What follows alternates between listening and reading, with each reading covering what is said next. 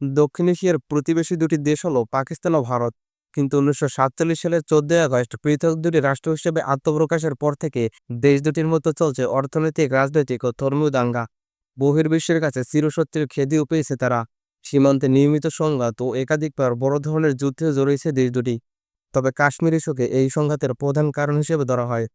সম্প্রতি জম্মু কাশ্মীরের পেহেলগামের জঙ্গি হামলায় অন্তত 26 জন সনাতন ধর্মাবলম্বীকে তার ধর্ম জিজ্ঞেস করে হত্যা করা হয়। আর এই সন্ত্রাসী হামলার ঘটনায় পাকিস্তানকে দায়ী করছে ভারত সরকার। নয়াদিল্লির অভিযোগ, ইসলামাবাদ ক্রস বর্ডার টেরোরিজম থেকে পরিচালনা করা হয়েছে এই পরিকল্পিত হামলা। অন্যদিকে পাকিস্তান অস্বীকার করছে এই অভিযোগ। পাল্টা অভিযোগের মধ্য দিয়ে দেশ দুটি পরস্পরের বিরুদ্ধে বড় ধরনের পদক্ষেপ ঘোষণা করেছে। নয়াদিল্লি পাকিস্তান নাগরিকদের ভিসা বাতিল, সিন্ধু পানি চুক্তি স্থগিত ও সীমান্ত বন্ধের মতো বড় পদক্ষেপ নিয়েছে।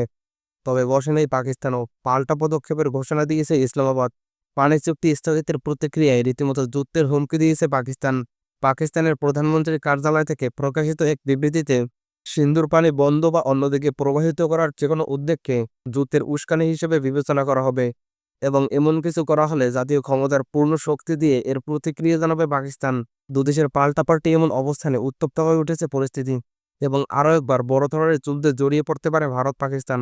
এমনকি লড়াই কে জয়ী হতে পারে তা নিয়েও চলছে চুলচেরা বিশ্লেষণ। আর বিশেষ করে সামাজিক যোগাযোগ মাধ্যমে আলোচনা চলছে ভারত ও পাকিস্তানের সামরিক শক্তি নিয়ে। দুদেশের সামরিক বাহিনীর সক্ষমতা, কার হাতে কী ধরনের অস্ত্র রয়েছে তা নিয়েও চলছে বিশ্লেষণ।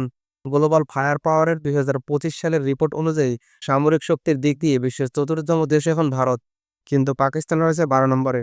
গ্লোবাল ফায়ার পাওয়ার সূচকে ভারতের পয়েন্ট 0.1184। দেশটির মোট সক্রিয় সৈন্য সংখ্যা 14,55,000, যার মধ্যে সীমান্ত পাহারা দিতেই নিয়োজিত থাকে অধিকাংশ সেনা সদস্য। তবে বিশ্বের সবচেয়ে বেশি জনসংখ্যা রয়েছে এই দেশে। ভারতের মোট জনসংখ্যা 140 কোটিরও বেশি। ফলে এদেশের রিজার্ভ সেনার সংখ্যার আকার অনেক বড়। অপরদিকে পাকিস্তানের সৈন্য সংখ্যা 9,35,800। রিজার্ভ সেনা রয়েছে মাত্র 2,82,000। রিপোর্ট অনুযায়ী ভারতের ট্যাঙ্ক রয়েছে 4,201টি, পাকিস্তানের রয়েছে 2,627টি। ভারতের মোট এয়ারক্রাফট রয়েছে 2,229টি। অপরদিকে পাকিস্তানের রয়েছে 1,399টি। যুদ্ধবিমান ভারতের কাছে রয়েছে 513টি। অপরদিকে পাকিস্তানের কাছে রয়েছে 328টি। ভারতের হেলিকপ্টার রয়েছে 899টি, পাকিস্তানের হেলিকপ্টার রয়েছে 373টি। বিশ্বের মাত্র 7টি দেশের কাছেই রয়েছে পারমাণবিক অস্ত্র এবং সেই তালিকায় ভারত ও পাকিস্তানও রয়েছে। গত মাসে এ সংক্রান্ত একটি প্রতিবেদন প্রকাশ করে যুক্তরাষ্ট্রের গবেষণা সংস্থা ফেডারেশন অব আমেরিকা সায়েন্টিস্ট, যেখানে দাবি করা হয় ভারতের ভান্ডারে মজুত রয়েছে 180টি পারমাণবিক অস্ত্র আর পাকিস্তানের অস্ত্রাগারে রয়েছে 170টি। সার্বিকভাবে বোঝা যায় শক্তির দিক থেকে ভারতীয় সেনাবাহিনী পাকিস্তানের তুলনায় এগিয়ে আছে, তাই ভারতের জেতার সম্ভাবনা বেশি। তবে যুদ্ধ শুধু সামরিক শক্তির উপর নির্ভর করে না। ভৌগোলিক অবস্থান, অর্থনৈতিক সক্ষমতা, সৈনিকদের মনোবল সবকিছুই যুদ্ধ জয়ের ক্ষেত্রে গুরুত্বপূর্ণ ভূমিকা পালন করে।